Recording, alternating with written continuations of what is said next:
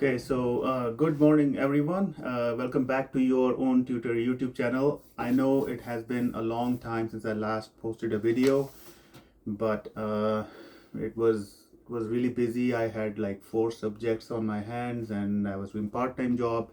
And as you all know, that there was no limitation on the working hours, but we were not getting as many working hours due, especially from January till May. But that's for a separate video. I'll explain all that about the hours that I was getting in the part-time job, and now that a restriction has been applied that all international students can only work for 20 hours.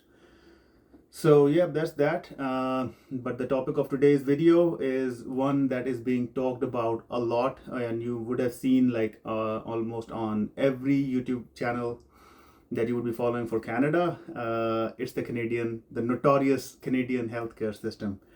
Well, I've had a few experiences. I was waiting on a few experiences to sort of make this video because I did not want to talk about a system that I did not know about. After spending like 9 to 10 months now in Canada, now I can safely say that okay, and going through that healthcare experiences for myself, for my spouse, and for my little one.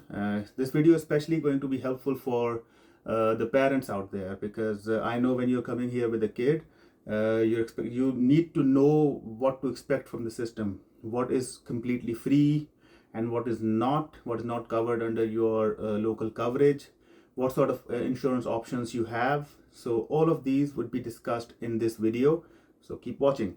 Okay, so starting off, I'll not share my experience right now. I'll share my experience at the end.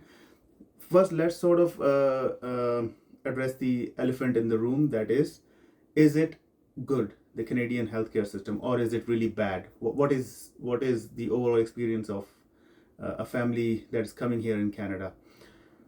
There are goods like anything. There are two faces of the coin.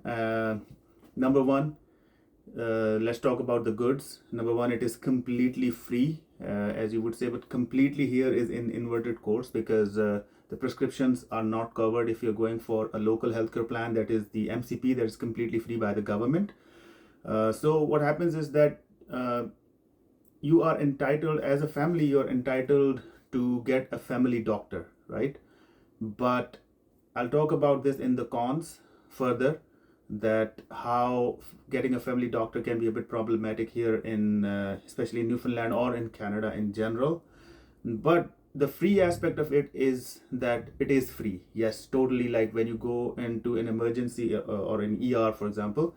So the doctor would not charge you anything for the checkup. They will treat you, they will give you all sorts of medicines and the immediate care that you require, and that's pretty much it, and then you go off on your own.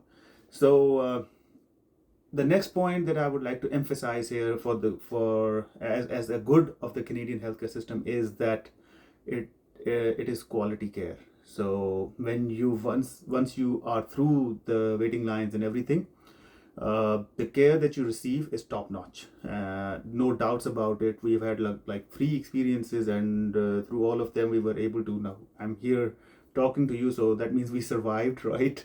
But yeah, we did go through quite a few hitches in the past few months. But yes, thankfully we're all okay, and so the Canadian healthcare system sort of puts you on a breathing space, so you can just breathe.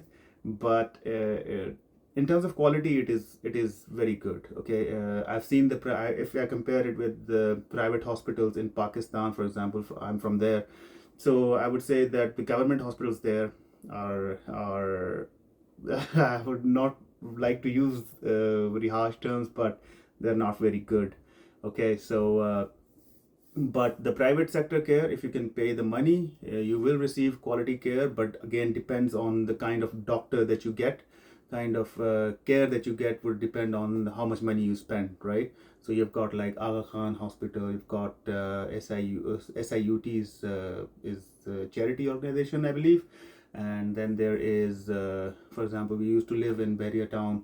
Barrier-Town had its own hospital, and so you pay the money, you receive the care, there are no waiting times, but the quality obviously For example, if a doctor does something miserable to you, for example, God forbid, if things don't go right way for you, if things go south, there is a tedious system, a tedious process. There's less check and balance on that system. But here in Canada, what I've realized is that the doctors are very responsible. And from what my little research that I did, it is very difficult to become a doctor. So you have to go through a lot of study, a lot of practical experiences in order to become like what we define as the MBBS doctor in Pakistan. Here it's like it's very hectic to be a doctor in Canada. But that's not the scope of this video. So this is just to give you like the goods that the Canadian healthcare system has. Uh, Ambulances arrive on time. Some of the ambulances are not covered under your insurances. So, for example, if you have a local insurance like the MCP in Canada here in Newfoundland, MCP is the medical care plan by the government. So, if you have that, ambulances, it's written on that ambulances are not covered. So they charge you around like 400-500 bucks even, but this is all hearsay. I haven't experienced it myself because we were able to go on a cab each time there was an emergency. Sort of, we didn't have to call an ambulance, and we just sort of took a cab and reached the nearest hospital. The hospital that we went to here is Janeway for children, and a research kind of center. The name, I don't know how to name it. It's a bit difficult, but I will search it up and I will let you know, maybe in the description box. So we went to that hospital. It is just near the Memorial University. The care that we received was good. Now coming towards what are the bad points, the points that you have all been waiting for, right? So the bad points, number one, I would say, is that getting a family doctor is extremely difficult here in Canada. Now, why is a family doctor even necessary, you might ask? Now, when you come here, you would, for example, you don't have a big emergency, right? The emergency that we call, like, for example, God forbid, if you have a heart attack or a kidney failure or these kind of emergencies, if you don't have them, if you have just a regular cough, cold, and flu, and a bit of fever, but you still need a medicine for that, right? Or you're nauseatic, you're vomiting, so you need a medicine for that, obviously. So what are your options? If you have a family doctor, you just book an appointment for the next day. You go to the doctor, and you're all good. And if there's a specialist required, the doctor would recommend you to a specialist, and you would just immediately go to that specialist. But if you don't have a family doctor, the only option that remains for you is to go to the ER. Now, when you go to an ER, in St. John's, at least, I've seen that the waiting times are crazy. So when you go there, you would find that the room is full of people, especially old people, and you get in a line, wait before what they call triage, right? Triage is sort of like where the sorting of all the cases is done based on, and they prioritize cases based on the extent of emergency. So how urgent a case is, they would receive preferential treatment, or like they would be treated early as compared to the person who is not that emergent of a case, for example. Now what happens is that if you don't have an emergency, for example, you just have a small sprain in your foot and you want to see a doctor for that. Now, this is not classified as a very high class of emergency, right? So you will need to wait for, at least on an average, I've seen that you need to wait for 6 to 7 hours. I've had a couple of experiences, but we'll talk about them later. So finding a family doctor makes your life a whole lot easier in Canada. And to find one, you just have to register on a website, the local website. For example, Newfoundland has its own website, and you go there, you apply for a doctor, and you just wait it out. Now, we have applied for about 10 or like 9 months ago. We still haven't heard back from them, so we don't have a family doctor as of now. They say that it takes about 1.5 years, 2 years maybe, by the time my studies are even completed. So getting a family doctor is this is the kind of situation that you need to expect if you are here with the family. The other option that remains for you, for example, that you don't want to go to the ER and wait for because this here time is money. When you go to an ER, you are a family of 3, You have to take care of the kid.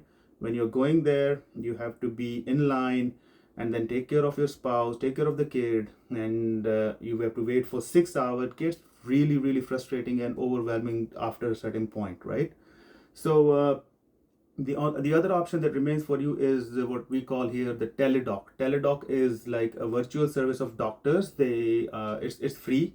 It is a part of your medical care plan or MCP. So they provide you a link. They ask you to register there. So if you don't have a family doctor, you can always go for a teledoc and you tell them the symptoms and they can write a prescription for you, and you go to the nearest drug mart or wherever, for example, a pharmacy, and you would find the medicines that you're looking for. So that is that. Apart from that, the bad would be the waiting times. They're extremely crazy here. I mentioned it earlier as well, but so when we went to a triage, I had like a lump or maybe a big pimple, what you call it, under my belly. It was very discomforting for me. I could not sit properly and I had to go and see a doctor. But when I went there, they classified it as not a very emergent case, and I had to wait like for 7 hours before my turn came. And then I saw the doctor, they gave me antibiotics and everything. And also, I had my exams after 3 days after that. So they wrote a note for me and asked me that if I wanted, I could use that note and postpone my exam by like 2 or 3 more days if I needed more rest. Now, thankfully, I didn't use that note, but that was also an option. So if you are someone who is worried about their exams while they are sick, they can always use this option and ask the doctor to write a note that you cannot take the exam, you're not in the proper condition to take the exam, and that you're feeling mental pressure. So you can always request them and they would happily oblige. So coming to our personal experiences, there we have had like 3 experiences, and I'm talking about adult experiences here. I'm not talking about our kids' experience. I will make a separate video on the kids' healthcare system because I would classify it as a separate entity altogether, and that should not be a part of this video, right? So the first one was for myself, the lump that I told you, and 6 to 7 hours waiting time. Then my wife was not feeling well. She was nauseatic, but she didn't vomit the first time around. She was just nauseatic and not feeling well overall. She had high grade fever. So we took her to the hospital. We had to wait for 5 to 6 hours at night time. We went at around 10 p.m. It was 3:30 a.m. in the morning or 4 a.m. in the morning when our turn came. And by that time, my wife was like really, really exhausted, and my kid was he was asleep for most of the time, thankfully. But it's still like when he woke up, it wasn't a good experience for us. It was a bit stressful and overwhelming for us as a family, right? So that happened, and but once the doctor saw her, like the care was top notch. I must admit this fact, even though the prescriptions were not covered. But if you earn like less than a certain amount, I think the prescriptions would be they ask you to keep the receipts. So when you're filing your taxes, you can show those receipts to get sort of a rebate for that, or the amount would be returned. I'm not exactly sure how it works, but there is an option that if you earn less than a certain bracket, you can always get that amount refunded for yourself, right? So another time, our experience was a bit better in terms of waiting times because it was really an emergency case because my wife was vomiting constantly. She had, I think, a case of food poisoning, and she was vomiting constantly, and we had to take her to the hospital. She could not stop vomiting. And then when we went to the triage, they directly just like without any waiting, they gave her the drips and everything so that the vomiting and the nausea would stop. And then they would hydrate her with a drip and everything. And then again, we had to wait for like 2.5 more hours after her condition was stabilized. And then she saw a doctor, and they gave her antibiotics and everything. And our experience was done. But it was relatively okay because it took us around 4 or 5 hours overall for the quicker processing of the emergency the third time around.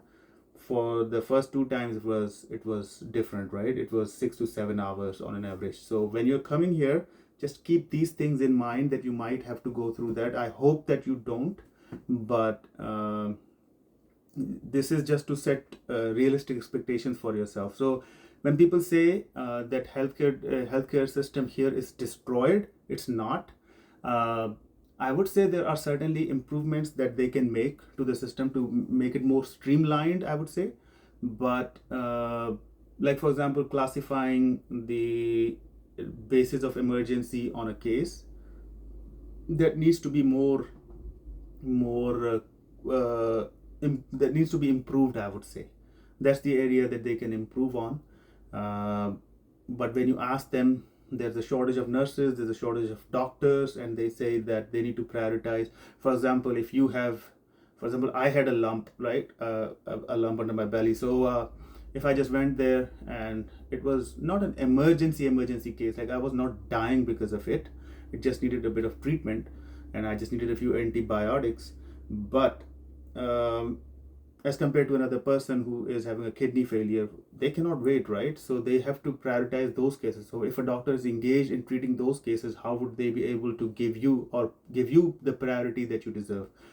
So when we come from these countries, for example, from Bangladesh, from India, from Pakistan, we have sort of an unrealistic expectations from the healthcare system. That is mostly because we have not had those waiting times back home. Like we do have some sort of waiting times when you go see a specialist outside his office, we're waiting. But whenever there's an emergency, we just in our countries it's not like that. They just treat you right away when you go there. So yeah, that is a huge difference when it comes to Canada. The triage system is sort of very new to you as a family, so it gets a bit overwhelming for you, especially if you're here with your families. So that was my personal experience. There are lots of other details as well that I will mention in the upcoming video for when I make a video about my kid. My kid had actually a dental issue, so we had to sort that out, and was it covered under the MCP or not? Stay tuned for that. I will let you know. Some of it was covered, but some of it obviously yeah, we had to go through a few procedures. So another time he was just not feeling well and we had to take him to the hospital. The waiting times thankfully were not that bad for the kids as compared to adults. So I will elaborate more on that later, like what was the process, how the MCP works. And I will also make a video about how to extend your work permit or study permit. For example, a child study permit. Now I've applied for my own study permit extension, for my spouse's open work permit extension, and my child's study permit extension. The file is still in process, so I'm waiting for the file to be approved. So once it is approved, I will share my experiences and the process as well, like how to go about it. I hope I've gone through the process correctly this time around. Even if not, then it would be a learning experience for you, and I will try to be more regular with my videos from now on. Please let me know if you like this video. Please share, subscribe. Needless to say, but still, please do that, right? And I will see you in another video. Thank you.